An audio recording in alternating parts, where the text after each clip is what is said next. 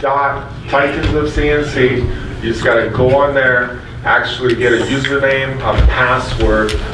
If you haven't been on there, one of the best things to do is actually go to resources, download Fusion for free if you're interested, and then go to education, and you can just go learn CAD, learn CAM, or just jump into the building blocks to take apart from start to finish, and basically just follow the tutorials. Now if you go to, where's the fundamentals for the software? We just put it up, the fundamentals. It's in education, is it how to build a CNC? We're gonna change this, I don't like it, but it's how to build a CNC shop. You go in there, and then there's a Fusion fundamentals where you can just learn all, like Billy just sat down for days and just made like 1 million little videos of how to basically do everything in Fusion and stuff. So that's how you actually get on the site. Does anybody have any questions? What's up, bud? Do you think it's important for students to have experience with the big Haas machines, or can they do smaller machines? Like we don't have a shop yet, we're building the pathway. The truth of the matter is any machine that they can get experience on is an awesome thing, period, right? And I've seen schools that started off with Tormax, which is a machine like $5,000 to $10,000, and then they ended up getting a Haas afterwards. I've personally never really seen a production shop with a Tormac, but they're getting there, and this maker user, you know what I mean? So the Haas is cool because it's a similar control to what's out there in the real world, right? And now I think they have one for like 18 grand, but trust me, it's not 18 grand, it's for like 28 grand when you're out the door, right? So they have a little Pocket NC or something, had like a little 5-axis for like 6 grand or something. I don't know, I never really, they tried to talk to me about the thing, and it seemed cool, and I'm like 5-axis and potential parts and stuff. I just don't know too much about it. But there's some good options out there, and there's some used machines out there. I mean, there's a guy in Reading going out of business, and he needed some money, and I just was like, oh, what do you got? He's like, oh, I got a tool room mill, and I'm like, really? Like, and then I think I got it like 12 grand, and I run it every single day, all the time, and it's a killer mill, and it has the full control and all of it. So, any other questions? Do you have the ability to scale up or down without changing? Me? No, does Fusion 360 have the ability to scale up or down? Scale what? Take a drawing and you say, I want it twice that size. Yeah, absolutely, absolutely. Yeah, you can just, but you know, everything's going to scale, right? So you just Right, have to make sure that you do it before you put your threads or whatever you're going to do. The software's over there for free for a month. No, you actually can go into hobbyist, and I don't need to be a pro player, I'm just talking, but you actually go in as a hobbyist and you can claim it for a year, or? After 30 days, you'll get a message and you have to write in the corner that says it's expired. Once you click on that, you have 2 choices. You can choose that it's for education purposes or hobbyist. Either one of those options will give you a year. Cool. It's completely on check that whole box. Yeah. And so sometimes isn't education almost like a little harder because like they ask for more information and all that kind of stuff? Yeah, that EDU email. Yeah, but they told me that they were like, they're like, yeah, we recognize the academy, and yeah, just use the academy, and tell them to use the academy, and then people struggled with it. I just never like went to them and said anything, but I mean, I have a great relationship with Autodesk, and of course they love us because we made the platform, and they're teaching a bunch of things, but we're teaching them how to actually make parts complete. So it's a good thing. What's up, bud? Do you still see a need for like learning metal cutting skills on manual machines? Is that something that you still like to see or kind of acknowledge? So I have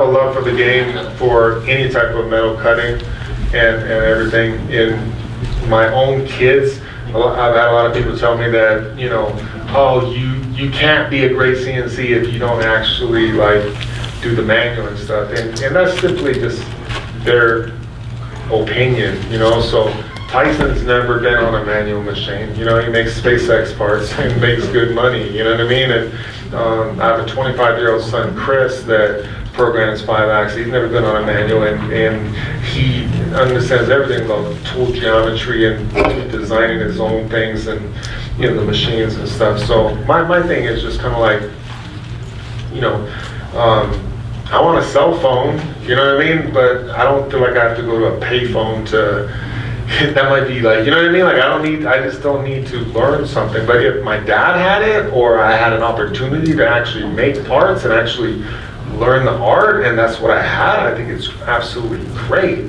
But you can't make good money at it unless you find the perfectness where somebody has a need, and it's just at such a percentage, you know? So my focus is just getting the kids around CNCs because they get it way quicker than we got it. And they're just so advanced now that you can basically make anything quickly. And it's hard for a lot of people to swallow that they spent 30 years learning this trade. And I'm not saying that this kid's going to be able to like sharpen his own tool. I'm just saying that I used to sharpen my own lathe tools. I used to do this, but now I buy inserts, and that's just sheer facts. You know what I mean? So what do I want to spend time? What do I want my son to spend time on? I actually have a Bridgeport, and I love like kind of going up there once in a while, but the CNCs just kill it, and they make us money. And right now we need to concentrate on competing and actually bringing jobs back and making good money. So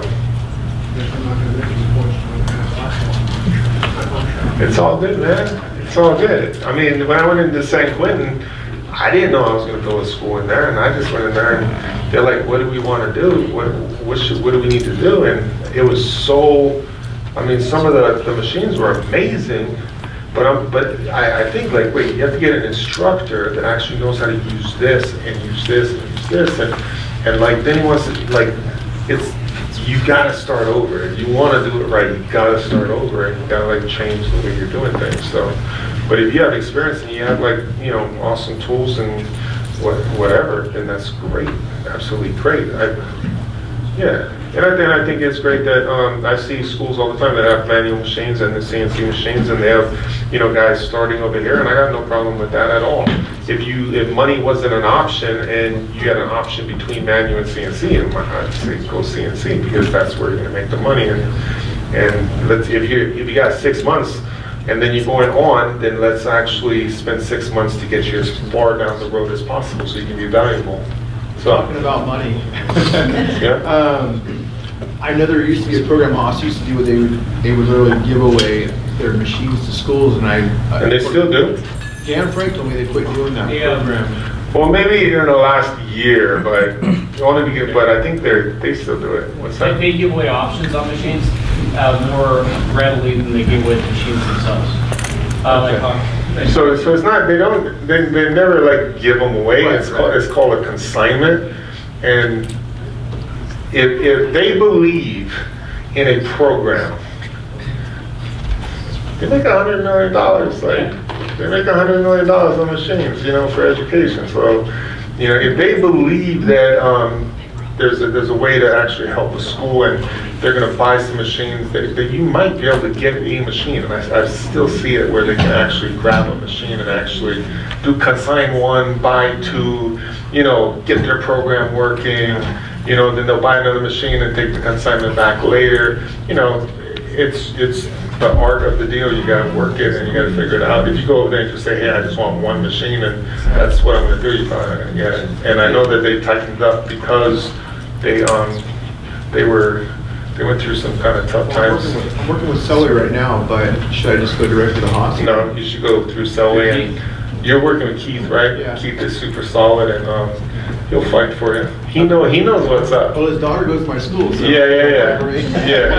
Keith knows what's up, and then tell him the Titan said, dude, like, you make it happen, Keith. Like, what's up? He said, like, you gotta push him, you know what I mean? And what's up, bud? I was gonna say, they gave us a machine because we bought a bunch, and then they gave one to us.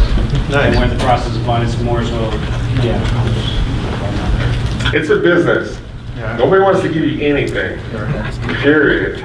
But if you can sell it and you can actually explain how it's going to benefit them in the future, then you can make it happen. He probably wants to see the program get up and going. I Yeah, imagine he'll probably be a exactly. little more Exactly. flexible. But if you're like, oh, I got no money, I got nothing, and just give me a CNC, they're not gonna do it because they wanna see you bring something to the table.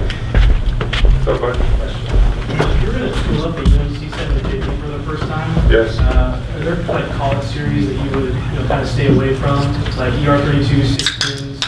I like, well, those are my favorites right there, so I like 16s and 32s. I think it's a good to have a little bit of both, and I think that now you're dealing with extended, so get like, just get more of the 3 and 6 inch extended holders and stuff, you know what I mean? Because I'm looking at your 5-axis series down the line. and Yeah. The money's here now, so I want to. Yeah, so look at your tool holders and actually get all the basics from just regular tool holders, so, you know, your 1/4 inch, 1/2 inch, and get extended tool holders, and get a few stubbies, so like, you know, maybe get one stubby 1/2 inch, one extended 1/2 inch, one stubby 3/8, one extended, you know what I mean? And then, as the extended is not gonna have the rigidity of, but you're a school, right? So it's not gonna really matter too much, and, grab them, you know, if you have the money, it'd be cool to have like at least one hydraulic, holder, like the Hydroforce holders, they're so good. But, just to have the technology so they get it, but you don't have to have all of them. They'll tell you you do, but you don't. Yeah, because that's what I hear is we're going to have rigidity and shatter issues. I just want to know, like, are we really? It's all S's and P's, you can figure it out. And a lot of people are pushing like 25s and different things. I like 16 and I like 32s, and I've used 40, I've used everything, and that's just a nice range where I kind of hit small stuff and big stuff at the same time. Of course, the 32s, you're this big diameter, right? So big string is going to get you off. You know what I mean? So now you're going to deal with like fixed string apart and getting away from the tombstone.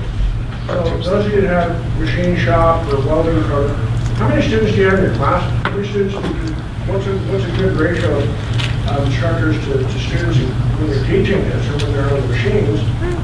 No machine works properly. Yeah, so what I've seen, what I've kind of seen is, for a class of 30, there's like 2 teachers is kind of what I normally see. How many? Dan has a million of them. He has a few helpers that come though, right? Dan has a 35, and sometimes we'll have 1 or 2 TAs in his class period, but Yeah. it's only toward the end of the day, usually.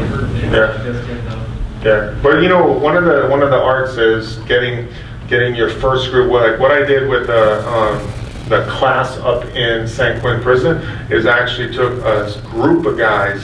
I worked with them and taught them, and then basically brought in more guys, and they became the helpers to actually help them.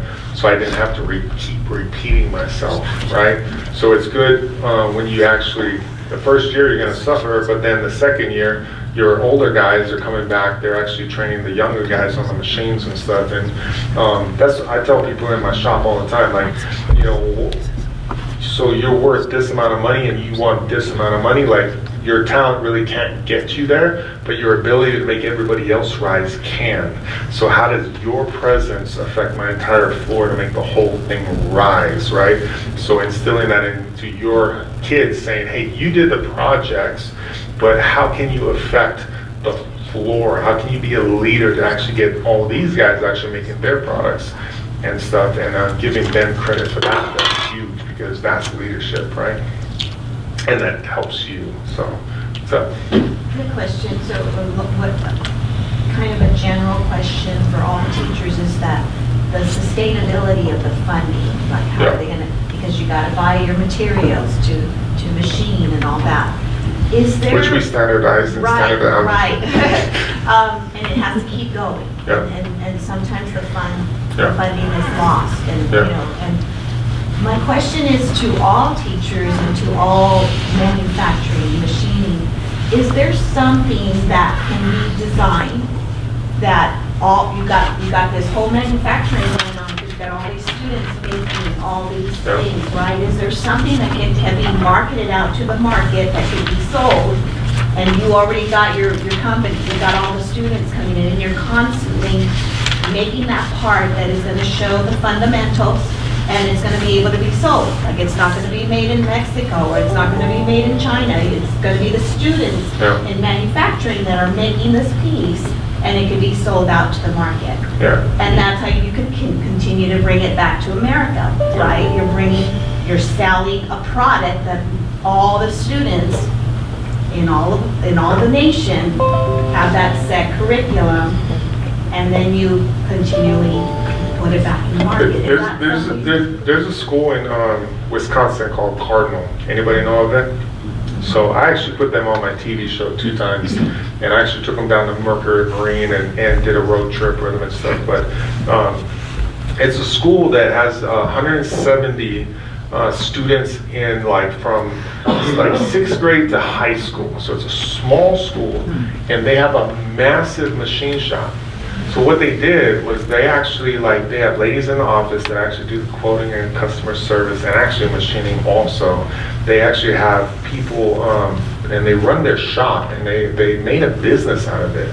So they actually went out to all the machine shops and they pre-cut material, they make tractor parts, they do all these different things for outside people, and they actually bring in money and they support their own school with 0 funding from the government.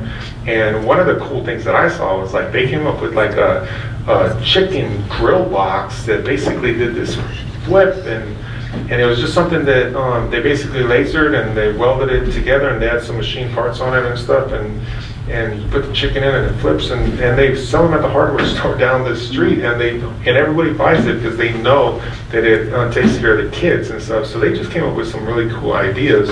And what I've seen a lot of schools is the teachers who actually step up and actually get passionate about the kids and passionate about the programs and put the time in, they excel, meaning they contact Coast Aluminum and say, hey, we have a great program with kids, can you donate material? Hey, and these are the exact sizes. Hey, Keith, get us hooked up with Haas Automation, hey, so-and-so. And they go out and they actually make the deals.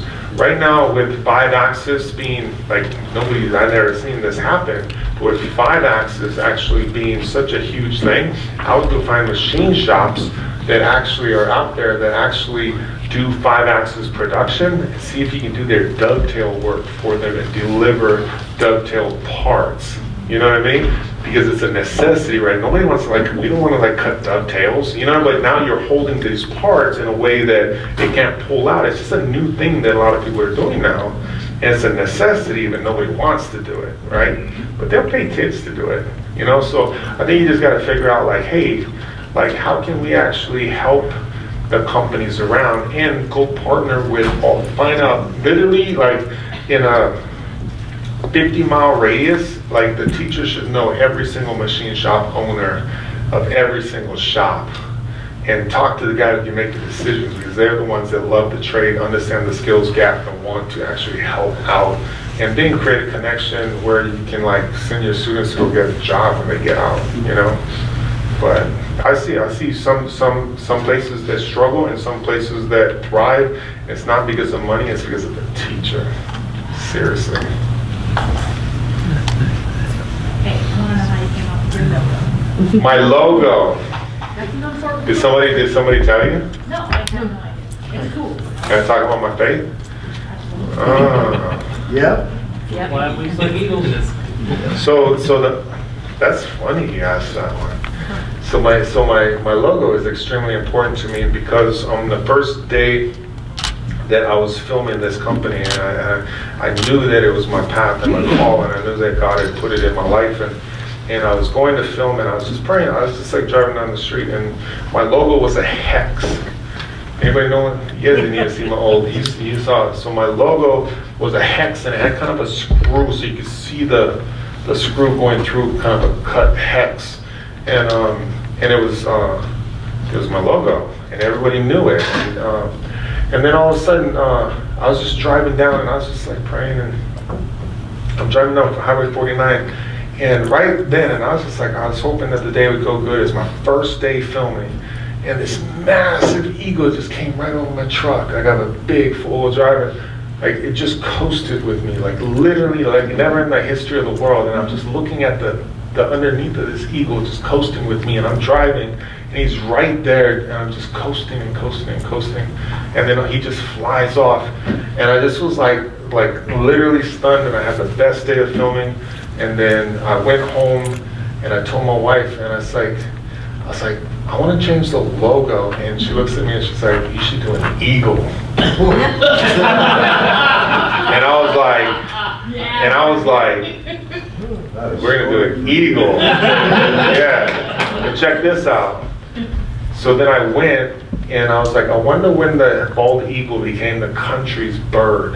And I Googled it, and it was June 20th, my birthday. Boom! The wink. I was like, oh. Yeah, so this is a cool story. The eagle was a little bit different, and we actually changed it recently. Build your eagle head when you did the one? Yeah, it's super. We're doing a titanium lion right now. It's so sick. I like the motors, I like the helmet. Huh? The helmet was phenomenal. Yeah, I didn't do the helmet. Somebody else did the helmet. That Yeah. was freaking phenomenal. Yeah, when we did the Eagle, nobody had done anything like that. It was the first thing, and now there's like 3 million views or something. But the titanium line is out of a man. I'm like, you want to excite people? Like, that's like trick right there. And then I teach how to machine titanium while we do it, surface foot, chip load, everything. So If you Google it. One of the we've things, gotten a little bit better since they then. were talking about sustainability and materials and stuff Yeah. like that. You showed me something when I came into your shop when I was working for Schiller. And that was you were buying ground stock that was readily available for cheap, but we wanted square parts. Yeah. Because he couldn't get the square parts for effective prices. Yeah. And we're telling him, no, you can make it out of square stock. Yeah. Yeah, you were calling it out. The cheapest material Exactly. you can buy. Yeah. So, so it's funny, right? Because so again, I know Brett from Schilling Robotics, and these guys changed my life. And, ain't good. I had a good and bad relationship with them and stuff. And I don't want to go into it, but it was a great thing. Like, it helped me build this incredible company. But today I look back at it, and although I lost like everything, it's the greatest thing that ever happened to me because it gave me my life's work. You know what I mean? Because I just built this crazy company, and then I learned things I would have never learned. And I've always been one of those guys where I accomplish things and move on, and stuff. And then it really grounded me in everything, and humbled me, and then just gave me purpose. And I care about money, and I want to take care of my family, but this is it's crazy, I mean, curriculum, who knew? You know what I mean? What? What's up, bud? I was just going to ask you, are there any other machines that you recommend besides Haas that are the industry, that are well known throughout industry? So Haas is the best, not because they're a sponsor and they give me machines, not money, right? So just being straight, but they're the machine that I purchased. So back when we were rolling, I actually brought in big horizontals for $500,000 a piece, big spindles and just eating titanium and stuff. But when things went down, that $12,000 payment started hurting, $12,000 a month. You know what I mean? And I just realized that not a lot of people know, but peripheral milling and stuff, I literally was one of the first people to actually put that on video and put it out there. So now it's the talk of everything. But way back when I was doing surf cam, way back in the day when I was doing these parts, people weren't putting their techniques on YouTube and stuff. And we put out some really cool videos and stuff. But I just figured out how to take the pressure off the tool and use a Haas like I did on the big machine and stuff, and actually machine parts, and did them with Haas break a lot, yes, you know what I mean, but I fixed it and got through it and went through spindles and this and that, but I got it done for a machine that was a third the price, literally, you know what I mean, and I still have the machine running. EC400 drives me crazy, right, but it's a good, Haas is a great machine because it's affordable and it's easy, and it's been getting better and better. There's nothing really close to it, There's cheaper machines, and there's cheaper machines, and there's other machines that are more rigid and better, but you pay for it. You know what I mean? You pay for it. I've seen ads for different machines, so I was just Like what? I don't remember what one. It was like one 5-axis one. It was like on a Facebook ad, and I was like, oh, that was pretty cool. I wonder if those are. Yeah, like a DMG Mori is an awesome machine. They actually built their plant in Davis, right next to Oh, yeah. Schilling. Oh, wow. You know, they have a crazy machine, and it's so much faster and so much horsepower. Facility, go look at their, Yeah. the machines float down the floor on air cushions. Yeah, it's awesome. How can they stay in business in California? Yeah. They picked California out of They picked everywhere. Davis. They're the biggest machine tool builder in the world, and it's not even billions, it's like tens of billions, because they partner with a company called DMG, so Mori and DMG now, and they just own that. When did they go to Davis? They actually went to Davis. It's a funny story because the Dr. Mori who owns Mori, he actually is friends with the top guys at UC Davis. And that's why UC Davis's school actually has Mori's in it. And because he would come and travel and visit this area, he got to know this area and just liked the area. And but now they're struggling to find workers. They're like struggling to find workers, big time. So they've been there for more than 10 years? Yeah, a couple of years. Oh, really? Is it Probably 5? 5 years? Yeah, I've been on Yeah. to I was driving down probably about 80. every 4 years. Okay, yeah. Nice. Time's flying. And it went from, what was it? It was just Moric at first. Yeah. And then they put the DMG logo up Yeah. and built a design center or something like that. Yeah. So the manufacturing facility is there, and then over on the side, they built a design center also. Yeah, there's some spaceship, some machines that look like spaceships. They're awesome. They're so fast, so fast. Anybody have any questions for any of my guys? You guys killed it. They said it, we're getting old. What's that? We need you guys. Matt. to come in. The demographics of the students, because you just said put students, Yeah. what is that? What is that, grade or college level or? Yeah, it actually is pretty diverse. So there's high school, also college in there. Yeah, we can share more of the specifics, but it actually is a pretty diverse. Yeah, you got an email if you want to like contact them. So is it going down all the way to like middle school? We actually have, we have literally 6-year-olds. It sounds crazy. Okay, oh There's my 6-year-olds God. that maybe their dads or whatever, moms have a shop. And so they're bringing them early and getting them used to things. So you can like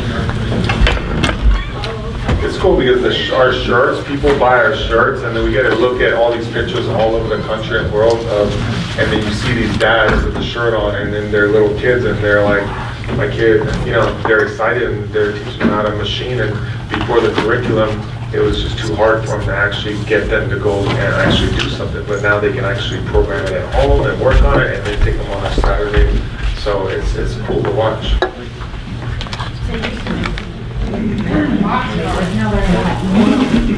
Mill, yes. Are you going to be pushed back from industry because trades are generally very secretive, at least they used to be? I've had a few machine shops grumble that I'm telling the secrets and doing this and that and make a few things, but in general, let me tell you, like when I started the TV show, I had a bunch of like, you know, young guys like, who's this guy, like saying that he's good enough to teach the industry, you know what I mean? Like, you know, and over time, I'd always engage and just be like, what's your service for, what's your shift like? And they'd be like, oh, this guy actually knows what he's talking about.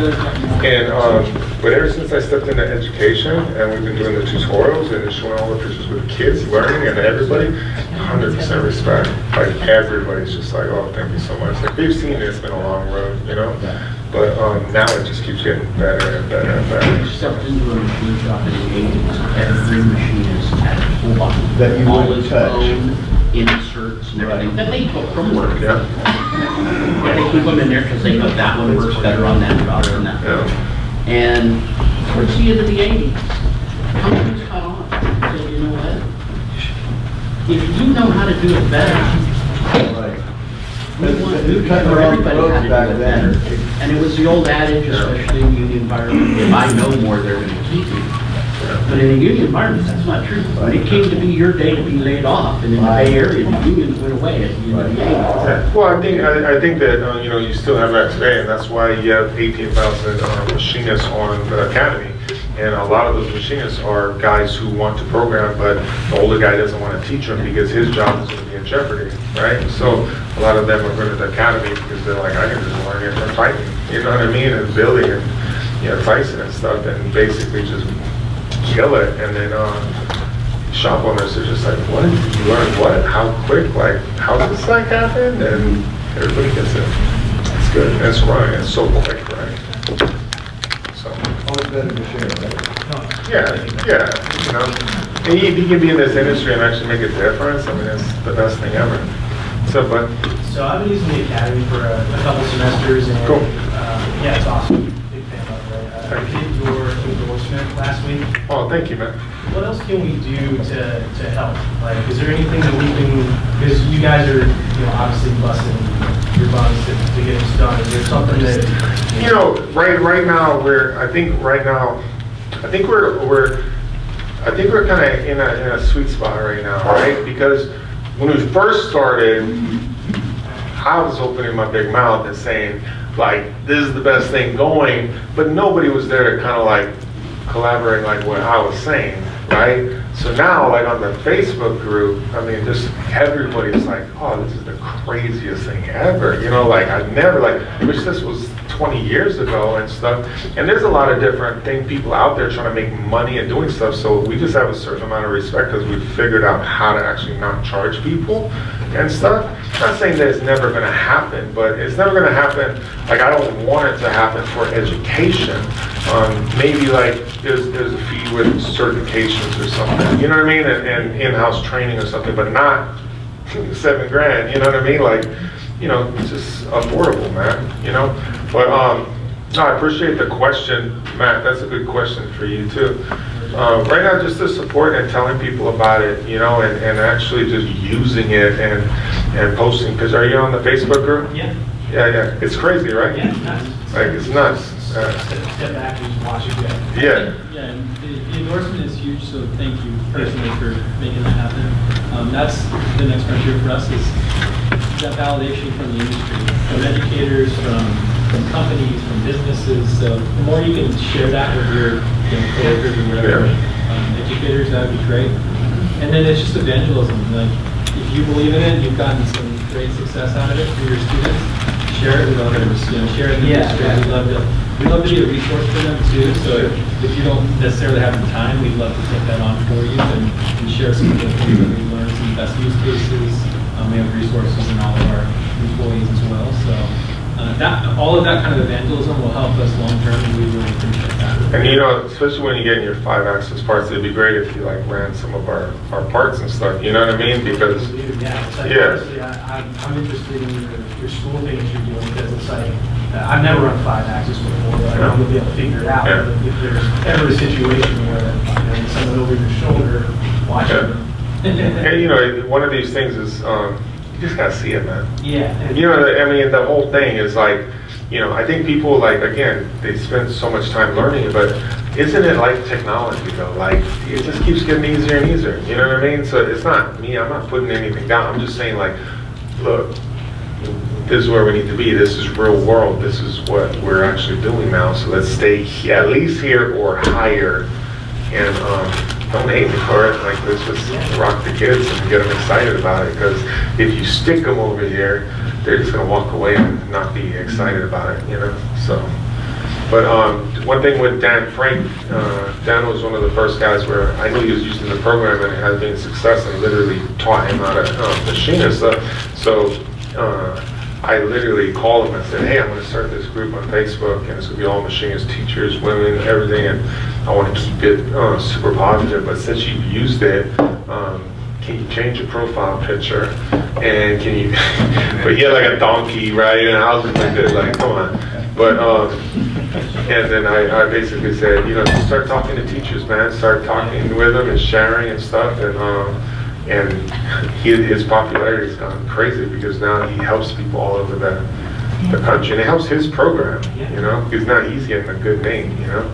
Follow us on social media too, we share a Yeah. lot that's going on there, so the top trends or some different techniques, some new projects that we're working on, so Instagram, Twitter, Facebook. If you're not on the academy, I know It sounds like you got, talking to you specifically, it looks like you got a great opportunity. You're able to put your thumbprint on it and stuff, so just be humble and always look for the best thing. You know what I mean? Just look for the best thing, and if it's yours, it's yours. If it's something else, it's something else. But give the kids the best you got and ask questions, man. So. Cool. Are we good? Everyone wants to go home, huh? 4-letter word. Huh? Love? What? What is it? Boom! Like, boom! We're done! Yeah! All right, guys. Thank you very much.